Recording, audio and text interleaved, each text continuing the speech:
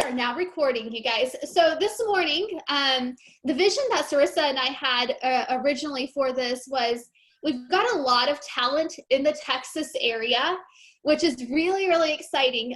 Some of that talent is newer to our company, so we want to get to know them, number one. Number two, everything someone is doing in Dallas can be done in Midland, can be done in San Antonio, can be done in Austin. And it's not that we haven't ever heard, like, I don't think Dana will tell us something that we've never heard before, right? Like, but she's doing it. That's the difference. And so everybody knows Sarissa. Sarissa is in Dallas, Fort Worth. She's got an incredible team over there. We're really good friends with all you guys. Dana, I want to introduce you. Like, tell us about you. Just kind of go. So I live on Richland Chambers Lake. That is almost halfway between Dallas and Houston. It's closer to Dallas. I grew up in Red Oak, which most of y'all probably don't know where Red Oak is. It's the neighboring, hey, someone's going crazy about Red Oak. The neighboring town is Waxahachie. So when I grew up, like Waxahachie is where we went to like Walmart and JCPenney's and that sort of thing. So Red Oak has all that now, but when I was growing up, it didn't. I have been married for 5 years this month, actually. We have a funny dog named Clyde.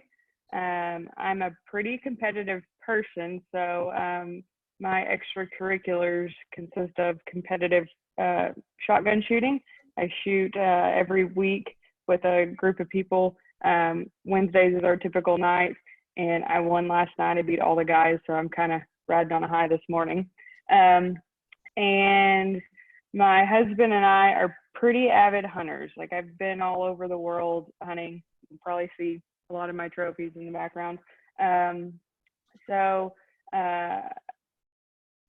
that's us. Like, our vacations consist of hunting. When I was single, because I've been in this business like 9 years, I was a workaholic, so I kind of slowed down and got burnt out a little bit. Whenever I got married, I goofed off a lot and had a lot of fun, but that is me. That's awesome. Okay, so for context, like, how big is your market area that you serve? Like, just so we can get an idea. 2 counties. Okay. So is like my main areas. So I pretty much sell in Ellis County, which is the Red Oak, Waxahachie, Midlothian, Ennis area, which is where I grew up. That's the base of my business. When I got married, my husband, he was from Navarro County, which is Corsicana area, which is where we live now, because I sure did not mind moving out to a less populated area, but I wasn't going to give up my very established business. So my market center is actually an hour from my house. And there's the whole lake market here that needed to be tapped into, because there's one Remax office on the lake. There's a Caldwell Banker office, but they don't produce hardly anything. But the Remax agent, she like owns the stinking lake down here, but does not have good rapport. Like, most people do not want to work with her after working with her. I don't understand how she does the amount of business that she does. So I've been working on tackling that and taking her market share, and have done fairly well at that. So I'm going to say my business is about half and half now. And just so I have an idea, like, how big is that population that you serve? Like, we're talking like 1 million people, 100,000 people? Like, what's your best guess? I'd have to Google that to know. I think Sam's Googling it for me now, my assistant. It's growing rapidly for sure, but everything is still very small town, especially where I live.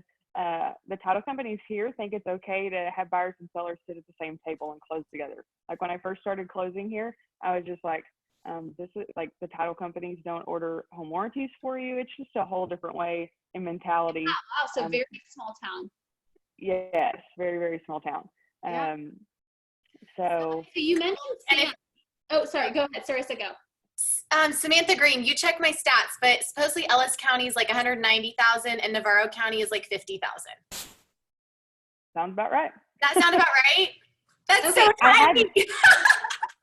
Yeah. Okay, so you're doing quite a bit of business in a very nicely established small area. Which, by the way, if any of you guys like Dallas and Austin, San Antonio, even Midland, like our areas, we have some space to do that. And so, okay, Dana, that's exciting. You started speaking about Samantha. So tell us about like you say you've been in business about 9 years. What do you actually do? Who do you have on your team? What does that look like right now? And ultimately, what do you want it to look like? Let's start there. So right now, I've been in the business 9 years. Samantha has been with me for 4 years. She's licensed and she's like the brains behind the operation. She keeps me in line, and that is a very difficult role. She is pregnant. She is going to have a baby in August, and I don't know what I'm going to do for 2 months without her. Jen Smith, she just joined my team like this last week. I've been talking to her for 6 months or more. She's an agent. She's been with KW for several years. She's always been in the service industry. She has a huge heart and cares so much for her clients. And so when I planted that seed with her and she took it, and so I jumped all over it. That's awesome. Well, welcome, Jen, to our company and to working with Dana and Sam. Dana, I'm going to go back to, how did you find Sam 4 years ago? A lot of people will have that question. So the same way I find my clients. I didn't place any ads on those hiring people websites, whatever they are. I posted on Facebook. I called a few people in my database, and here comes Sam's email or resume in my email. And when I hire, I'm pretty specific on send me your email in this format. When I send you I usually start with the disc and screen with the disc first because it's free, and then go to the KPA. Send me your disc back in this format. Don't send me the link, send me the actual PDF. And the whole time then I'm watching, are you catching these details that I'm telling you? And she was. And whenever I was hiring, it was down to 2 people, and there was a big agent in Ellis County who always did a bunch of foreclosures. Like, he did a lot of business, and this one lady worked for him. And so like on paper, I was like, oh, she's got experience. Like, I really want to hire her. And going through the interview process, like, I did not like her, and I liked Sam, and it's been the best decision I've made for sure. That's a really good point. You've got to like the people that you work with. And they've got to like be able to do the job. Like, you were looking for somebody that was going to follow details and was going to do what you needed them to do. And you got to like them. Mm-hmm. And Sam had no real estate experience when I hired her. So she was green and literally Samantha Green. Yeah, that's funny. I love it. I love it. Okay, so my initial first question after this Dana was like, what made you partner with the Vanity team? And like, are you still surprised that you're here, or like, what does that look like for you now? Because you've been here, how long have you been with us now? Maybe a month. Maybe a month. And we, like, I remember Sarissa, not interviewing you, which probably was, but like introducing you at like different things that we would go to. So I'm just as surprised as you. I'm really excited that you're here. What do you want to achieve, I guess, is maybe the better question.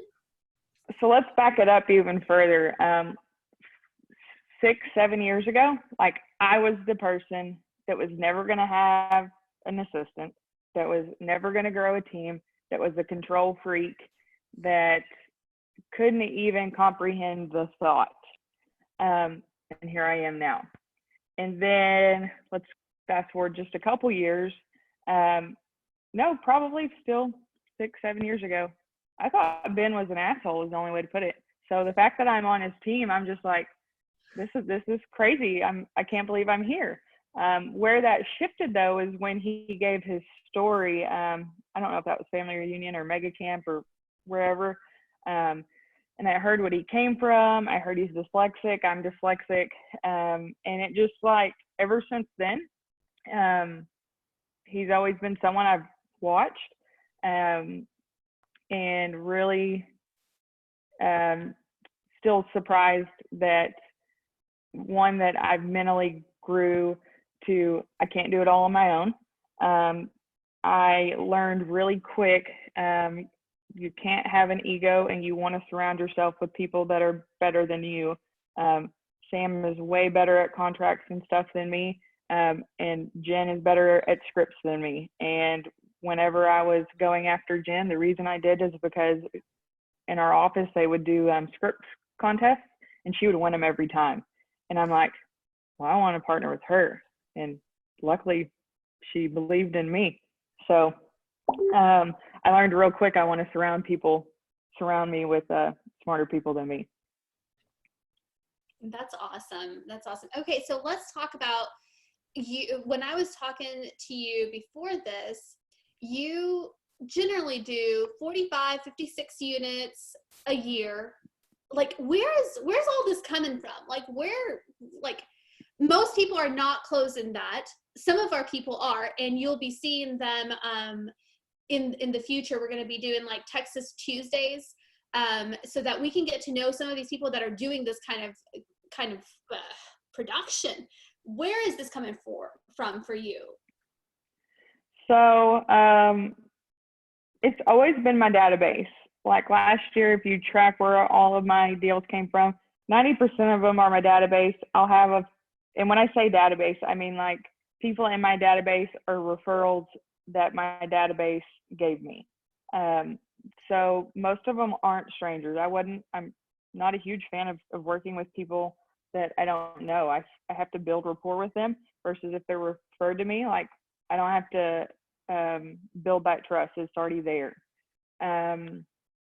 And okay, then can I like just jump on that really quick, because people will hear that, and obviously like I'm going to use, I don't know, Maria, for example. Maria, of course, wants to work with only the people she knows. Like, how do you build a database big enough? How do you stay relevant with these people, right? Because if we could all do that, we'd all be closing 45 deals, 56 deals. So the first thing I did when I got in real estate was, well, actually I was like taking classes for months in our market center the whole time I was getting licensed. So finishing up in college and whatnot. The first thing I heard was build your database, build your database, build your database. And so luckily I did that. So the first like piece of marketing I did was, hey, I just graduated from college, because I went straight from college to real estate. And I want to announce that I'm a licensed realtor. I've decided to partner with Keller Williams. And if you or anyone you know is thinking about moving, here's my card. I'd love to help you. And so that was like my first piece of marketing. I was always very public on social media, which kind of bit me in the butt at first, because I would tell them, hey, today's my testing day. Well, I failed that stupid test 3 times. So then they're like, how are you doing? I saw you were testing. And I'm like, yeah, like I failed that sucker. So, but anyway, so I was public about that. And so I actually had leads coming in prior to ever being licensed. So when people ask like, how long did it take you to have your first closing? My first closing was my first week, because we were running it under someone else's name. So prior to me waiting to get licensed. And then whenever it got licensed, we switched it over to my name, and bam, I had a closing my first week. But I always made announcements to my database. I was always very public what my goals were, because the last thing I want to do is look like a failure to the people I know. So my first goal was I want to be Rookie of the Year. Help me be Rookie of the Year. Who do you know? And when you just broadcast that out to the world, it helps. So then anytime I had a new listing, I was very active on social media along with mailers. Like I did the whole, here's the Rangers schedule, here's the Cowboys schedule, and just listed just solds to neighborhoods. I lucked out and got a couple of listings. When I was new, people were like, I see your signs everywhere. Well, they only saw 2 or 3 of them, and they were just in 2 or 3 very high traffic areas. But perception's reality. And so I was like, yeah, like I'm doing great. And then when people would ask me, well, how are you doing? I remember my like first month in real estate, I was like, yeah, I had 4 deals. Well, they were stupid leases and I made $200 a pop off of them. But they didn't know they were leases, and it was kind of the whole fake it till you make it thing. So that was my attitude in the beginning. So what I heard you say was you were very public with your goals. Like you let people know you wanted to be Rookie of the Year. You needed their help to be Rookie of the Year. You post your listings, like your new listings, like you're not shy about it. As far as mailers, like, can you give us an idea of like how many times are you mailing outside of just listed, just sold? Because that's based on listings. Like, are you mailing like a couple times a year, 4 times a year? What does that look like? When I was new, I tried to do it every other month. And that consisted of like a Christmas card, a sports schedule, a yearly calendar, a couple of recipe cards. I don't do that now, but when I was building my business, another thing that I trained my people on was when you're out and about and you see a for sale by owner, text me the picture of the sign, the picture of the house, and the address, please.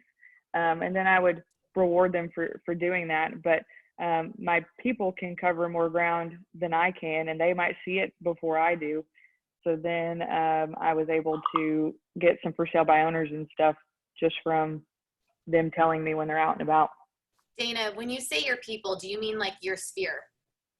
Yes, yes. Your family? Okay, yes.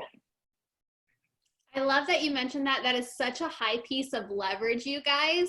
I remember being a new agent, Dana, I did this because I was like 18 years old. I mean, like, first of all, I wasn't going to cover that much ground. You're right. And second of all, like, they can't hear they couldn't hear how young I was over the phone, right? So I would call these for sale by owners that like somebody like from church would send me, and it was really good. I'm so glad you mentioned that.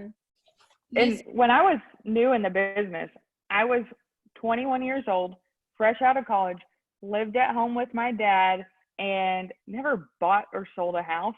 And so I was so scared that no one would ever take me serious. And yes, I still have the young voice. So that was like a big mental thing, not to mention I had to learn how to talk on the phone. Like I grew up texting. So that was all struggles that I had when I was young. Okay, so I'm going to take it back to, we've probably got like a 50-50 like team in Texas, people who are newer, like less than 2 years in the business, and then people who are really seasoned, like, 3, 4, 5 plus years in the business now. So let's take it down to, let's imagine that you were new in the business today, knowing what you know, what would you do to do 45 units in a couple years? What would you suggest? And then I'll take it the other direction. I think I would do the same things. I would still build my database. I would still do some mailers.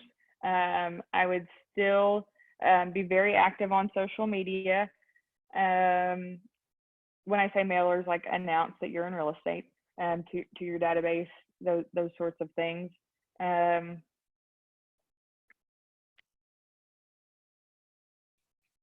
it's very much a relationship based business.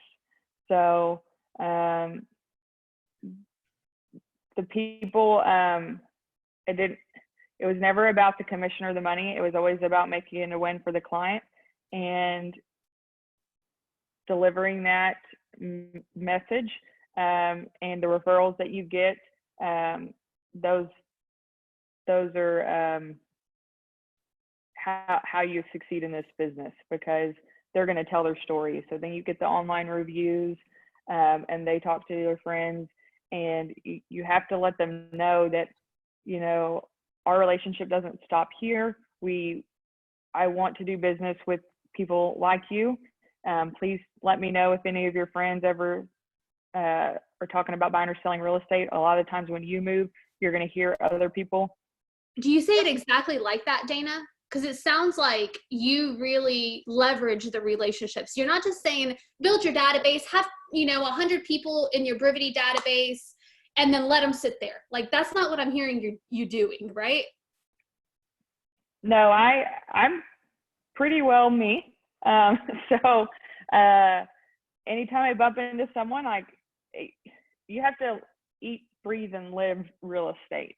I don't ever want to be known as like the annoying salesperson. I just want people to think of me, hey, Dana's a realtor, and people love her. And so that's always been the message that I've always wanted to deliver. Okay, so you have a very clear perception that you want people to see. Dana's a realtor, people love working with her. Dana's a realtor, people love working with her, and you deliver on that. Yeah, and sometimes it's a struggle because, like, I have the resting face. I'm not real social. And like, Jen and Sam are very caring people. Like, they care about strangers. I don't want to say I'm not a caring person, because when I know the whole story, like, I'm very sympathetic. But building relationships and being caring and that sort of thing is a struggle sometimes to deliver that message. Okay, and I want to take it back to, like, you didn't sell 45 or 50 or 56 houses overnight, right? Like, you grew to that. Like, how did you over the years grow to that capacity? By doing what worked and keep doing it, and just slowly taking it up a notch. So I kept staying on social media. I kept advertising. I got to a point where I felt like there's only one of me and I needed some help. And so that's when I hired my first assistant, who was part-time. She stayed with me like maybe 2 years. That wasn't a good hire. But when I hired her, my business doubled. And no, back it up. I hired a coach first. That's when my business doubled. And then when I hired a assistant, then my business doubled again. And then 4 years ago, you brought Sam, into your life. And what does that look like now? Like, Samantha is full-time, not full-time. Like, what are some of the key things that she takes off your plate so you can go find more people to help? So Samantha's full-time. She got licensed within the first, I think I put like 90 days on her. If she makes it her first 90 days, she has to get licensed like the next 90 days is what I think I did, something along those lines. Because about that point in time in Texas, they changed the rules and someone unlicensed couldn't hardly do anything anymore. So she handled at first, when she wasn't licensed, like the back end stuff, talking to the agent and the title company. And now she handles the transaction coordinating, talking to the clients. Every once in a while she shows for me if I'm out of town, out of the country, hunting somewhere. And she handles all the marketing and keeps me in line. I'll tell her, hey, make sure I follow up with this person and here's the details. And 2 weeks later, she's like, did you call this person? Did you do this? And so I know I'm leaving like a million other things out of her job, but she does everything but go on the appointments. Got it.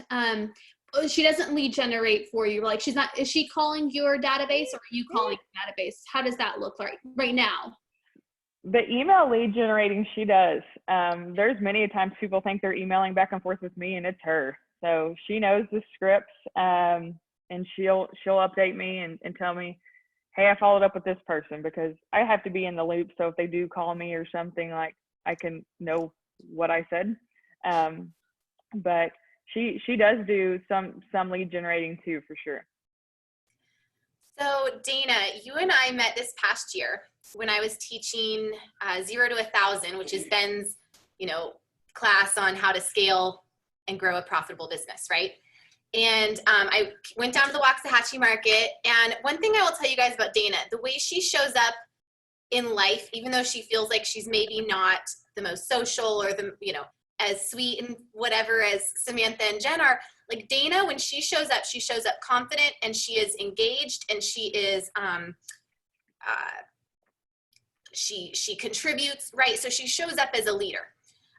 So first of all, like I noticed her in this class, and they pack the market center there, okay, for education. I noticed Dana because number one, she's sharp and she's showing up, right? And she's contributing, she's asking good questions. And after class, we chat for just a second, and then she messages me and asks, do you recall what you asked me? That I'm interviewing someone, and I want to go to lunch with you and pick your brain on how your team is built, I think, because I had my first buyer's agent, and she's now with me, and wanted to see like how your team was structured. So we sat down and I just let her ask me whatever, right? And as I'm sitting there, I'm thinking this girl's cool. Like I like her, and she's been following Ben a long time, and she your opinion of Ben changed over the years, right? Tell us about that. So at first, like I heard Ben speak, but I didn't know his story. And I'm just like, this dude thinks he's big and he's arrogant, and like, I just wasn't a fan. And then I heard his story. So then I would always his classes tended to be the ones that I wanted to go to. So then I always ended up at a class 2 of his at family reunion or mega camp. And once I sat down with Sarissa and heard how the team was built, that was very intriguing to me. Like I sat down I messaged Sarissa and I messaged Jordan Davis, which is funny that Jordan is now Ben Kinney. And so those were the 2 main people that I looked up to, because in Ellis County in my market center, like there's not really any teams. Like I've won top producing agent a couple of years, and I'm right there with the rest of the agents. And there's agents in my market center that say that they're teams, but they're not really teams. Like I'm not saying that ugly, but they just have the team name and they have a person or 2 that work with them, but that's it. So I wanted to reach out to some of the people in the industry that I felt like had done it right, had learned from any mistakes or not made very many, and Sarissa and Jordan are who I came up with. So when we were in that class together, you immediately signed up for Win, Make, Give. You immediately signed up for career visioning. So you and I got to spend, a week down up in Washington for career visioning. Go ahead, what were you gonna say? Win, Make, Give was on my radar before that class. I was in Africa last year when it was going on, and like all these people in this industry that like I looked up to as the bigwigs, and they're all there and they're posting about this being the best training that they've ever been to and all this sort of stuff. And like, I was legit jealous that I'm not at Win, Make, Give when I'm sitting in Africa on like a dream hunting trip. And so that kind of was like the icing on the cake on Ben and his story. If he can do this, like this is someone I'm probably going to want to get to know. Yeah. So we started chatting just about what it might look to be within Ben's world, right? And when did you, like, what was it about this organization that made you want to become a part of it? And what are your goals and what do you want to accomplish over this next year? That's a lot of questions. So I feel that Keller Williams is always a step ahead in our industry. And then I feel like Ben takes that to a whole nother level. I feel like our industry is very much a changing one, and Keller Williams does a phenomenal job at protecting us as realtors. And I think Ben does that just a whole step above. And that was someone that I wanted to partner with. I think you asked, like, where do I want to go? My goal is to be an expansion partner. My production isn't there yet. So I'm growing my mini team within Sarissa's team, and then I'll branch off and have my own expansion team in Ellis County, and we'll cover south of Dallas, but you don't want to say south of Dallas because that's kind of the ghetto. It's true. It's getting better, Dana. Very cool. You guys, so Dana, she plans like when she hired a coach, she doubled her business. When she hired an assistant, she doubled her business, and we're going to double her business. So, and you've got to have success through others, right? So she's building her team, and that is how Dana plans to become not only the, units that she needs, but the leader that she needs to be. What questions do you guys have for Dana? While everybody gets theirs together, Dana, if we were sitting here a year from now, like we were on this Zoom call, which, God, I hope we're not only on Zoom calls a year from now, but a little bit of Zoom calls, some in person. Where do you want to be? Like a year from now, so like not 5 years from now, but a year from now. Like, what do you want to achieve, and how do you see yourself achieving it? So a year from now, hopefully I'm about at that expansion partner point. And maybe I have another person on the team. Right now I feel like, well, back it up. Everybody says, like, KW, drink the Kool-Aid, you have your own language. Well, y'all do, we do even worse in Ben's world. So that won't be so foreign feeling anymore. I will have developed into a better leader, and having my own expansion team. So I heard mastery of the Bankini model. I heard developing yourself even further as a leader. And I want to stop right there, because while you were talking with Sarissa, like, something hit me. Not only, like, do you have leadership qualities, because you do, Dana, like, you have always like, anytime I've met you, like, I have, like, you have a presence about you. It's not self-serving. It's very, like, you know where you want to go, and you you help people get there with you, right? But you do the production, right? It's not like you have these grandiose ideas and then you sell, 20 houses. Like, it's not like that, right? So a lot of times in the past, especially when I was in my 20s, like, I wanted, like, I've known Ben for a long time. I wanted to be Ben, but I had never done anything Ben had ever done, right? Like, that doesn't, like, compute. So what I appreciate about you and sharing your story this morning is, like, you have gone and done this. You've done it over several years. It wasn't just like a one-time wonder, right? And then, like, you have aspirations for even above that. I love that about you. So you're going to have Sam with you. You're going to have Jen, and you're looking to probably add another person by this time next year. So that will equal the units that you need, so that we can be in business together as partners as well. Is that accurate? Yes. And Dana, one of our agents is asking, they heard you say that you have a buyer's agent, but do you only do listings, or do you have a showing assistant? And that has shifted for us. And part of that was shifting because of adapting to Ben's model. So will you talk a little more about that? So I don't have a buyer's agent. I have a, what's the terminology? An agent. She has an agent on her team. Yeah, so I have an agent on my team. Hey Dana, real quick, for some of our people who are kind of hearing that, like you're operating as a satellite office because you are how far from Sarissa? 2 hours. 2 hours away from Sarissa's team. So Sam and Dana and Jen are 2 hours away from Sarissa's team. So it'd be further than San Antonio is from Austin, right? And so you're operating as a satellite team. You did 45 units last year, so that you like check that box off, right? So you're operating as a satellite team, and you added Jen as an agent on your team. She's not your buyer's agent primarily. Okay, right. Now I just wanted to clear that up.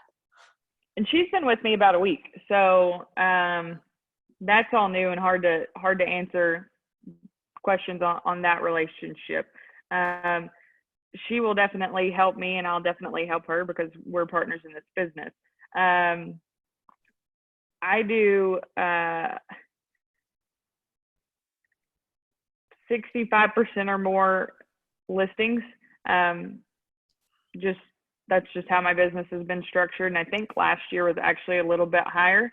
And part of the reason I started looking into this team idea is because buyer leads, like when someone would call me on a sign call, oh, that house is sold, and I'd hang up. Like I wasn't converting the lead because I didn't want to mess with the buyers. Like I didn't want to mess with it. So I started realizing there's money that can be made, and there's agents that want leads, and we can make this a win-win for everyone. So that's what had me start finally opening up to the team idea. And I don't have a showing assistant yet. I will probably get one eventually. But it's just Samantha, and every once in a while Samantha will go show for me. But she has enough office work that she needs to be in the office. When she shows for me, it's usually because I'm out of town or something along those lines. Does that answer the questions? Yes. And Dana, what does an average day look like for you right now?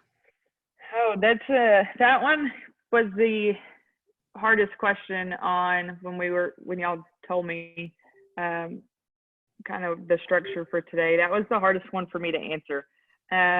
Because I feel like I'm doing better now than I ever have, following a schedule. I've always struggled with letting the world and everybody else control me. Like, oh my gosh, this offer came in, I have to jump on this. And it was very eye-opening the first time I went to Sarissa's office. I think it was Jen Kelderman, that she had an offer in, and she needed to present it, but she wasn't going to present it till after lunch until she got done lead generating. And I was just like, this newbie over here is doing what she's supposed to do, and I've done this for 9 stinking years, and I can't get this through my hard head. So I needed to see that and surround myself with people like that. And so a typical day would be me coming into the office, Sam tell me what I needed to get done, and we'd get it done. And if we negotiated contracts, that's what was going on. If I needed to follow up with this person, that would happen. Go on this appointment, that would happen. But I never had the most organized schedule, so I probably am not the best example for that. But now having the morning huddles and then going into lead gen and lead follow up, and then getting to do the fun stuff in the afternoon has been what my schedules look like the last month. Awesome. Hey Dana, I want to wrap up with 2 things. So our friend DJ. Oh gosh. Yes, you know DJ, right? Unfortunately, no. Tell us a little bit about how essential you feel vanity plates are to your business, to the success How of essential what? vanity plates are to your business. On your cute Lexus, girl. You mean my license plate? Oh, Okay. yes. Vanity plate, license plate. Tell us the story there. So I've owned probably 12 cars and I'm 30. My husband says I swap them more than I do my underwear. But when I moved down here, so backing it up just a little bit, I'm 2 hours from Sarissa. Jen and Sam are an hour from Sarissa. So I'm an hour from Jen and Sam. So when I moved down here, I bought a diesel Beetle because they got like 45 miles a gallon and I drove a big truck. So that was my daily driver and I put my name on the back of it. And that people would wave at me and honk at me and say, I saw you all over the place. And that was good advertisement for me most of the time. I'm not the happiest driver. And so then the Beetle gave me trouble and I got the Nissan Juke and did the same thing with the Juke. And then I decided I'm selling $1 million lake houses. I need a little bit nicer ride than the Juke and got the Lexus. And I didn't feel like the Lexus could have my name on the back window. I felt like it needed something a little less whatever. And so that's where the vanity plates came into place. And I kind of like them. I love your personality. You are unapologetic. And yet, like, as unapologetic as you are definitely, like, you have a vision of why you do things. You're not just doing them to be, like, funny, right? Like, I mean, there is, like, I'm going to sell, like, lake houses, so I'm going to buy a Lexus now, and I'm going to have a vanity plate instead of having it on my back window, right? Like, I mean, there's a rhyme and a reason to this. Well, I had a $1 million lake house that I sold, and I felt a little funny pulling up to it in my $4,000 Beetle, and I didn't want to pull up to it in my big jacked up muddy truck. So then I was like, I probably need to start thinking about like a different ride. So that's how that came into play. What do your plates say? Is it just your name or does it say something else? It's my last name, Reamy. Reamy. Okay. It's the Texas Realtor one, and it says Reamy. Nice. I love that. Last thing to wrap us up with, like, if you had one piece of advice that you wanted to share with all of us, you've got 45 people who are listening to you, our very first Texas huddle together. What would I didn't know this was the first one. This is the first one, Dana. Aren't you excited? Yeah. This is very exciting. So we get to see, not only do we get to see each other's faces, which is really exciting, but you shared a lot with us. What's the one thing that you want to share with us? Always ask a lot of questions. So I used to piss the agents off in my market center because when I was new, I wanted to see how everybody else did everything. And in real estate, there's usually no right or wrong. Like, there's just your way and it works for you. So I would ask multiple agents the same question. Then they all start talking to each other and find out that I asked the same question to everybody. And then they would get mad. They're like, well, why'd you ask her if you already knew the answer? And I'm like, yeah, y'all all gave me different answers. Like, and so I had to figure out what I liked better. And that same thing goes for clients. Ask lots of questions. Questions is how you prevent issues. It's how you get to know them. It's part of pre-qualifying. And it's not being nosy. You're helping everybody by getting to know them. So always, always, always ask lots of questions. I think that's hard sometimes, Dana, because a lot of us grew up with two things. Number one, we assume everything, right? And a lot of that comes from like fear of asking questions. It's not that we're that smart. We just have a fear sometimes, like, of being presumptuous, right? Like, so the less questions we ask, the more, like, sometimes I felt in the past, like, the less questions I asked, the more they think I might know, or if I ask too many questions, they may think that I'm not the right person for the job. How have you overcome that? Or does that even like at all, have you ever felt that way? So if I get the vibe that I'm getting annoying with the questions, say with a client, I explain why I'm asking this. I'm asking this to prevent this. Like if I don't know this, I don't know how to stay in front of this. And so once they understand the meaning of why I'm doing what I'm doing, they're always okay. And then, but most of the time, they're happy to talk to you and tell you what's going on. So y'all say I ask a lot of questions in the comments. Here's a funny story. So my MAPS coach is Brittany Purcell. She's personal friends with Ben, and she sent out like a year or so ago some personality profile test, which I kind of really like those. I don't remember what this sucker's called, but it came back and said, I'm a questioner. And I'm like, oh yeah, big surprise. And then I'm like, okay, so what are you? And she goes, you're the only person that asked me what I am. So this is funny because your test is 100% correct because you are a questioner. So yes, that's me. But what I love that Samantha Green put in here is that, Dana, you have grown Samantha a lot through asking questions, and you've also grown me a lot. I told Ben, I was like, this girl's going to push me into growing my leadership. And I appreciate that. So thank you for upping the game for all of us. I love that. Thank you for sharing 45 minutes with us, Dana, this morning. You guys, we're so excited that we've like, just think about this, like 4 or 5 years ago, we had very little people, and now we get to have 45 Texas people. And I'm really, really happy to move forward with this kind of vision of seeing what's working for Dana and what's working for the next person. And Sarissa and I and Laura and Jordan are working on just slotting it up for the rest of the year of like producers all over Texas, part of our team primarily, that are kicking butt. And we want to hear your story and why you do the things the way you do them, so that we can be inspired to just follow in your footsteps a little bit and see where that takes each of us. So we're really excited. Thank you for sharing your time with us this morning, guys.